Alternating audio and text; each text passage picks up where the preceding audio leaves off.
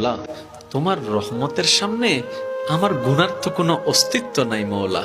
আমার গুনাহ না হয় পাহাড় পরিমাণ হবে, বেশি থেকে বেশি আসমান পরিমাণ হবে, না হয় পুরা পৃথিবী পরিমাণ হবে। তোমার রহমত তো অগণিত, তোমার রহমত তো অসীম, তোমার রহমত তো আনলিমিটেড। এবার রব্বে করিম বলে, তাহলে ঘাবড়াস কেন, তাহলে মন ছোট করস কেন? আরে গুনাহ করেছো তো করেছো, কি হয়েছে?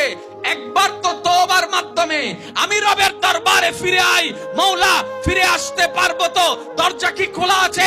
রব্বে করিম বলে, মরণের আগ পর্যন্ত, কিয়ামতের আগ পর্যন্ত, সূর্য পশ্চিম আকাশে ওঠার আগ পর্যন্ত দরজা খোলা আছে, দরজা খোলা আছে, দরজা খোলা আছে। এবার বান্দা বলে, মৌলা 24টা ঘন্টার কোন টাইমে আসলে সেই দরজা খোলা পাবো?